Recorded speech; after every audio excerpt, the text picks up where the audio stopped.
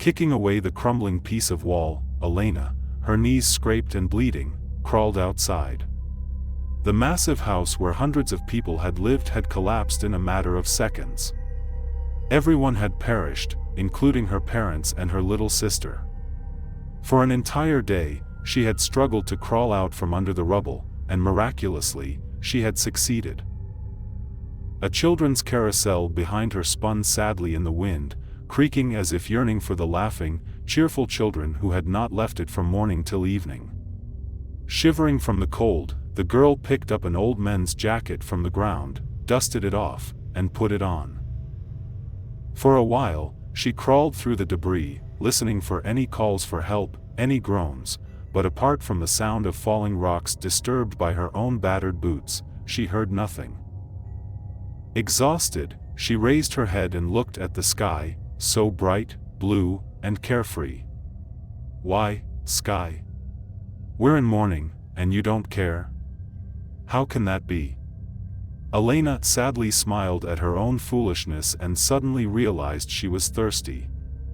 There was no water around, she couldn't possibly drink from the brown puddle on the asphalt, so she walked in any direction, maneuvering between the heaps of broken bricks.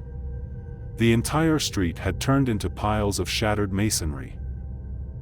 Here and there, bodies of people protruded from the rubble, a hand or a leg, but she didn't see anyone alive, not even the wounded. The city was dead, and it was silent. A small bottle with a nipple and an elephant drawing, belonging to some doll, lay right on the road. Half of it was filled with clear water, which Elena eagerly drank, but not all of it.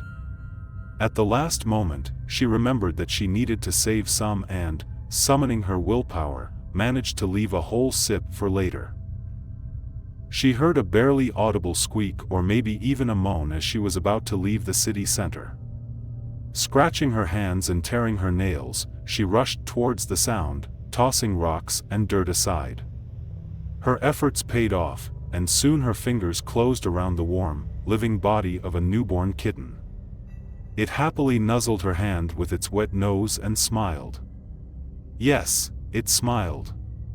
Without hesitation, Elena shared the remaining water from the bottle with the little one, and the kitten eagerly drank it. "Well, now there are two of us," the girl said, carefully descending from the pile of bricks and trying not to stumble on the twisted pieces of rebar.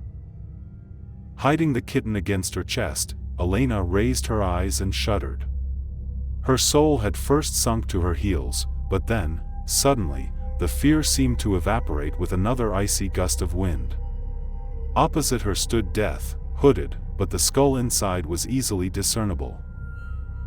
"Are you afraid?" the uninvited guest asked. "I don't know," the girl answered honestly and tightened her grip on the shivering little kitten. "Maybe not." "Why?" Death spoke with a dry, emotionless voice, and it was unclear whether she was genuinely interested or not. "Everyone's dead. What's the point of living? Maybe I'm dead too, and all of this is just an illusion." The figure in the black hood seemed to tremble with laughter.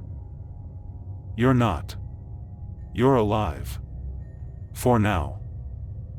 Slowly, Elena continued to walk along the lifeless street, and Death did not lag behind, trailing behind her. Strangely, she had always thought that Death should carry a scythe on her shoulder, but now it tapped the ground like a staff, held out in an outstretched hand. "What are you thinking about?" the companion asked.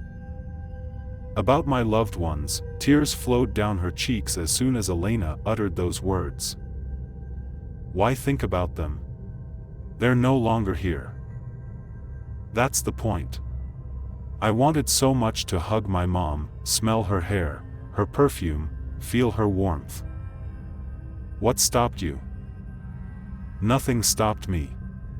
I had wanted to for 2 weeks but kept finding excuses or got busy with something else." "An excuse to hug your mom? Seriously? You're a strange girl." "Yes. Strange." Elena's voice suddenly disappeared, and it became thin and pitiful. It seemed she was on the verge of a breakdown. And I never gave my sister the gift. I bought her that bracelet with letters she liked and never gave it to her. I got mad because she ruined my nail polish. What a fool. Why didn't I do something nice for her? Death didn't respond to this. It only chuckled.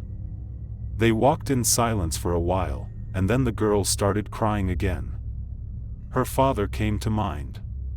But strangely, he appeared young, like when they used to ice skate together at the stadium, and then, coming back home, they played snowball fights by the entrance. She never admitted to him that she had taken that miserable 1,000 rubles from his pocket. A thief. The crooked traffic light into which the charred car had crashed, emitting black smoke, seemed to flash a warning to people, but it was too late. He forgave you. He knew you wouldn't do something like that again, Death said, turning her head towards her, making Elena slightly uneasy. That's about my dad. Elena didn't bother asking how Death knew this. She probably knows everything.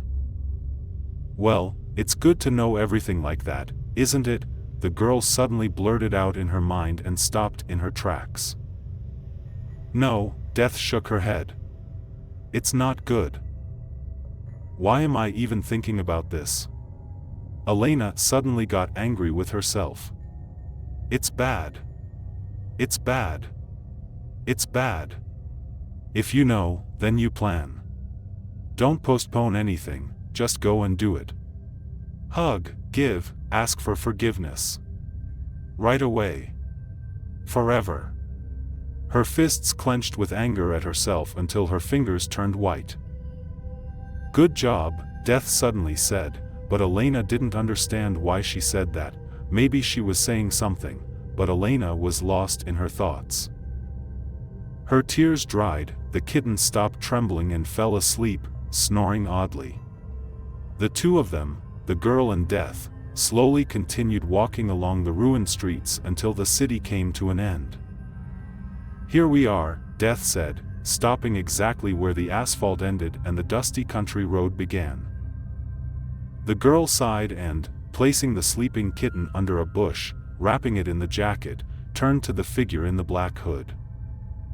I'm ready. Her voice still hadn't fully recovered, and she spoke in a thin, squeaky tone. You didn't understand. Go, Death pointed at the road with her long, bony finger. Won't you kill me? Elena stammered. Take me with you? No. Why would I?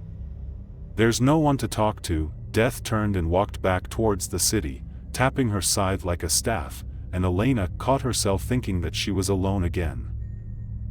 The girl's eyes opened, and she stared at the ceiling, where a ray of sunlight was creeping across the chandelier.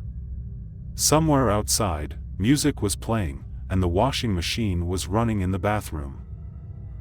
Elena, get up. You're going to be late. You're setting a bad example for your sister. You're going to be late. Your dad has already gone to work an hour ago. Mom? The words, spoken in a hoarse voice, reverberated against the ceiling as the girl jumped to her feet and rushed out of the room.